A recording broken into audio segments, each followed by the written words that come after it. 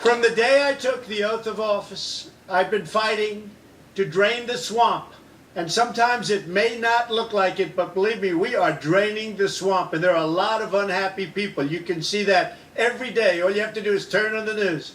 Every time you see me hit, you know that I'm draining the swamp. And people don't like it. That was earlier today, the president saying that swamp draining can sometimes make some of the alligators a little bit testy. So could that toxic environment and resistance to the president lead to a tougher than expected process for his Secretary of State pick, Mike Pompeo, who just last year was confirmed 66-32 as CIA chief? He was grilled on Syria and North Korea and other matters that are directly relevant to the job that he would be taking. But then there were also these. Do you think Special Counsel Mueller's investigation is a witch hunt? Do you believe Special Counsel Mueller's investigation is an attack on our country and all we stand for? I think it'd be really troubling if you couldn't say here today that you don't believe that the Mueller investigation is an attack on America. Do you think that Muslim Americans in this country who serve in our military, who serve in the State Department, their failure to speak up, are they complicit in terrorist attacks? Do you believe that gay sex is a perversion? Yes or no?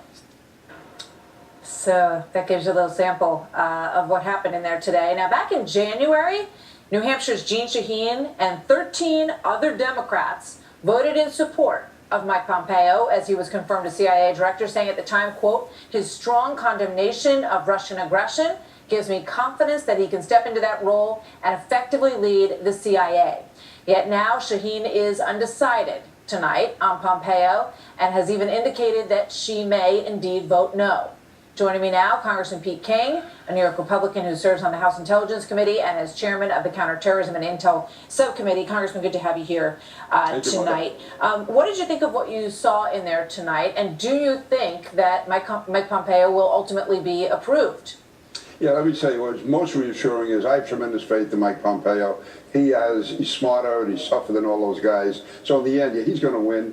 But it's really bad for the country. It's bad for our country's morale to see those type of tedious questions, really inane questions, showboating questions being asked. We have a lot of serious issues in the world. We can have honest debate on both sides of them. There's no easy answers to Syria. There's no easy answers to terrorism. I mean, I have strong views on them, Mike Pompeo does, but I'm the first to tell you, these are not easy decisions to come to. That's what he should be questioned about, not these other questions which are just cheap shots from the bleachers. You know, I mean, I think there are some genuine concerns here about whether or not he could be approved. I mean, Democrats want to use this opportunity to protect the legacy of the Iran deal, which they believe he would like to overturn. They've got till May 12th for the next certification by the president of that deal.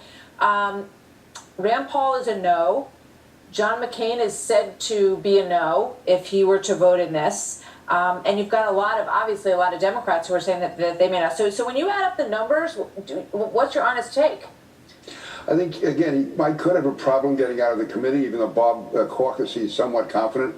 But if it gets to the Senate floor, and it should go to the Senate floor no matter what, then to me, Mike Pompeo will get enough Democrats, especially those in red states who are running this year. And I think they will vote, and they should vote for Mike Pompeo. But he shouldn't have to go through this. And not because I'm a Republican and Mike is a Republican or I serve with him on the Intelligence Committee, because he's able, he's smart, he's tough, and these are dangerous times. And we should be sending a signal to the world that whether or not Democrats agree with President Trump, they realize he has the right to put his own person in, so long as that person is qualified and strong, and that's what Mike Pompeo is. So this is really a wasted opportunity by the Democrats. If they were really serious, they'd ask him real tough questions, not this stuff. I mean, we'll see if he gets out of the committee, but it was 40 years ago was the last time somebody passed a vote and got through that process when they weren't approved in the committee. And John Bolton managed to pull it off by a recess appointment under President Bush. So we'll see what happens, because you've got also the Gina Haspel nomination to replace him at CIA,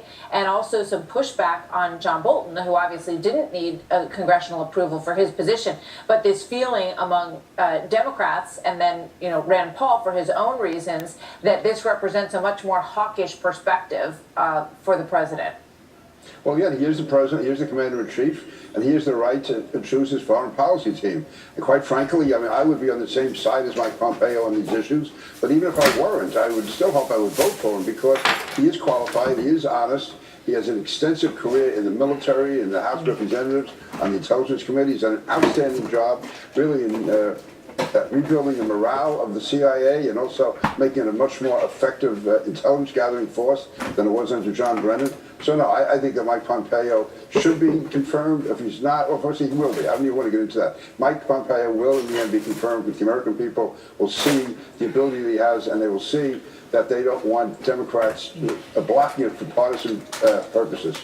Congressman Peter King, always good to see you. Thank you, sir.